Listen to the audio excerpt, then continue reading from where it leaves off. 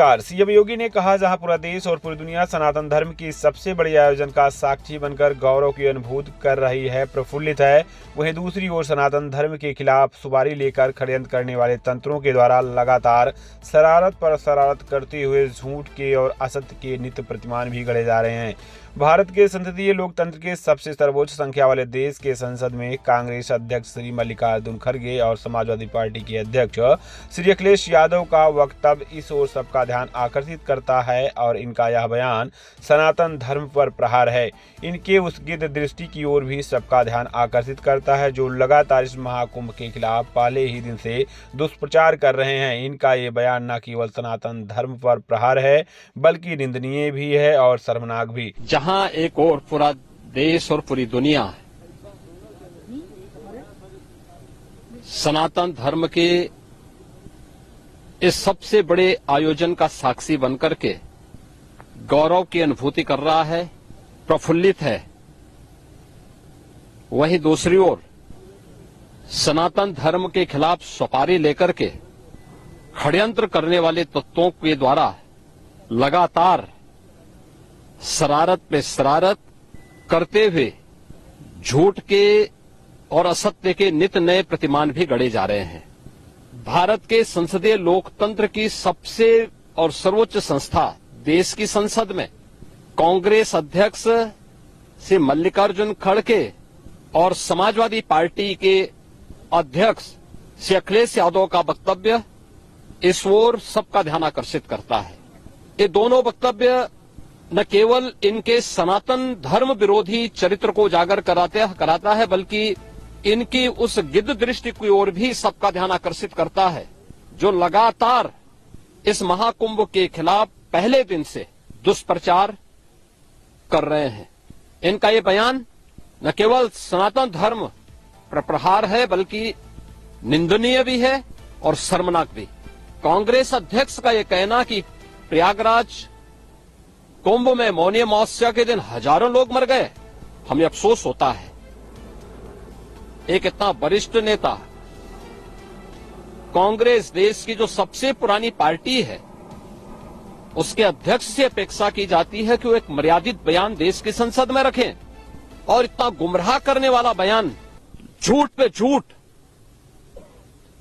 ऐसे ही समाजवादी पार्टी के अध्यक्ष का बयान, एक प्रतिस्पर्धा दोनों दलों में है, कौन कितना सनातन विरोधी वक्तव्य दे सके। कहना कि कोई आंकड़े नहीं दिए गए, यहां से प्रशासन से जो बयान जो आंकड़े दिए गए उन आंकड़ों को मैंने भी सबके सामने रखा। घटना दुखद थी, हर व्यक्ति दुखित था और जितने क्विक रिस्पांस से मेला प्रशासन, police, NDRF, SDRF, civil defence, इन सब ने मिलकर के घायलों को हॉस्पिटल पहुंचाने का काम किया, अपने आप में एक मिसाल है। करोड़ों लोग प्रयागराज में उस दिन उपस्थित थे। ये दोनों दल चाहते थे और सनातन धर्म विरोधी चाहते थे कि बड़ा हादसा हो जाए। हमारी पहली प्राथमिकता थी कि किसी भी स्थिति में इसको हम जीरो हादसे तक लेके जाएं, लेकिन दुर्भाग्यपूर्ण तरीके से घटना घटित हुई।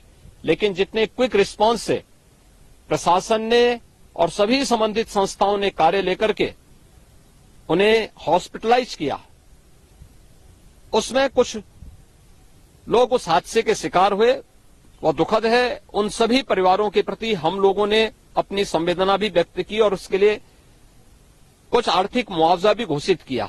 यद्यपि किसी व्यक्ति की कमी मुआवजे से नहीं हो सकती, लेकिन तब भी हम लोगों ने एक प्रयास किया, घायलों का प्रॉपर उपचार कराया। वे सभी घायल आज भी कुछ प्रयागराज मेडिकल कॉलेज में हैं, बाकी अपने परिवार के सदस्यों के साथ चले गए हैं। मैंने भी, मेरे साथ मेरे मंत्रियों ने भी, प्रशासन ने भी, प्रदेश के मुख्य सचिव ने भी, प्रदेश के डीजीपी ने भी उन सभी लोगों से मुलाकात की थी। और मैं तो देखकर बहुत चौंक था कि जो लोग प्रयागराज मेडिकल कॉलेज में भर्ती थे, जब मेरी उनसे बातचीत हो रही थी तो उनमें से सभी लोग उनके द्वारा कहा जा रहा, साहब व्यवस्था में खामी नहीं, लेकिन हमारी किस्मत है या फिर ऐसी स्थिति पैदा हुई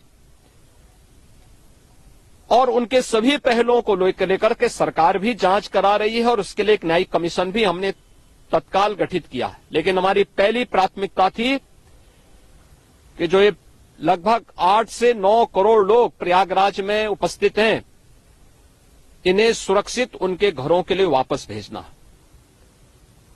इन दोनों दलों और सनातन धर्म विरोधी उन सभी लोगों के वक्तव्य, जो लोग ये गुमराह करने वाले वक्तव्य दे रहे हैं कि लाखों लोगों ने स्नान नहीं किया, सरासर गुमराह करने वाला है।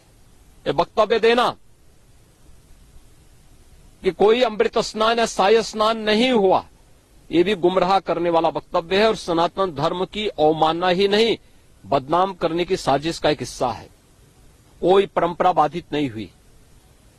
मौनी अमावस्या का स्नान पहले दिन सायंकाल 7:30 बजे से प्रारंभ हो गया था और अगले दिन पूरे दिन भर देर सायंकाल तक मौनी अमावस्या का मुहूर्त था। स्वाभाविक रूप से अखाड़ों ने हादसे के तत्काल बाद मेला प्राधिकरण के साथ बातचीत करके अपने स्नान को स्थगित किया था कुछ देर के लिए। और फिर जब मेरी उनसे बातचीत हुई दोपहर के बाद, सभी अखाड़े और पूज्य संतजन, आचार्य महामंडलेश्वर, वे इस स्नान का हिस्सा बने और वही परंपरागत तरीके से सभी स्नान भी हुए। इस महाकुंभ में 3 अमृत स्नान थे, मकर संक्रांति, मौनी अमावस्या और बसंत पंचमी। इन तीनों में अमृत स्नान हुए जिसमें सभी अखाड़े भागीदार बने। पौष पूर्णिमा से आयोजन प्रारंभ हुआ। समाजवादी पार्टी के अध्यक्ष का यह वक्तव्य भी कि सरकार ने 100 करोड़ की घोषणा की थी, मुझे लगता है कि उनको बयान थोड़ा पढ़ना चाहिए। ये लोग 12 बजे सो करके उठने वाले लोग हैं। कार्यालय स्टाफ जिस प्रकार का इन्हें नोट बना करके देता है, ये उस प्रकार का वक्तव्य बना करके सामने प्रस्तुत करते हैं और फिर उसके अनुसार उसको लीडर के रूप में नहीं बल्कि एक रीडर के रूप में सबके सामने उस वक्तव्य को पढ़ करके अपनी जगहसाई करते हैं और राजनेताओं की भी जगहसाई करते हैं। यही स्थिति मैंने बार बार कहा कि महाकुंभ में 40 से 45 करोड़ श्रद्धालु इस पूरे महाकुंभ के आयोजन में भागीदार बनेंगे। और मुझे बताते हुए ये भी प्रसन्नता है कि पिछले 22 दिन के अंदर इस महाकुंभ में 38 करोड़ श्रद्धालु अब तक यहां आ चुके हैं। अगले 22-23 दिन तक यह आयोजन और चलेगा। इन 22 दिनों के अंदर भी श्रद्धालुओं के आने की पूरी वो है। आज भी आप देख रहे होंगे, कल बसंत पंचमी अंतिम अमृत स्नान संपन्न हुआ। माघी पूर्णिमा 12 फरवरी को और महाशिवरात्रि 26 फरवरी को होगा। करोड़ों की संख्या में देश और दुनिया का हर श्रद्धालु आना चाहता है। आज भूटान के महामहिम नरेश ने भी यहां पर अपने देश के तमाम लोगों के साथ में इस आयोजन में वे सहभागी बने। पूरी दुनिया आ रही है, लेकिन इन दलों ने जिन्होंने सनातन धर्म के खिलाफ सफारी लेकर के एक षड्यंत्र करने में लिप्त हैं, इनका षड्यंत्र कामयाब नहीं होगा। 29 जनवरी के हादसे की तह में हम लोग जाएंगे, षड्यंत्रकारियों को बेनकाब करेंगे और उन्हें सजा कैसे दिलाई जाती है यह आपने उत्तर प्रदेश के अंदर पिछले 8 वर्ष के अंदर देखा होगा। आगे भी आप इसको देखते रहिए।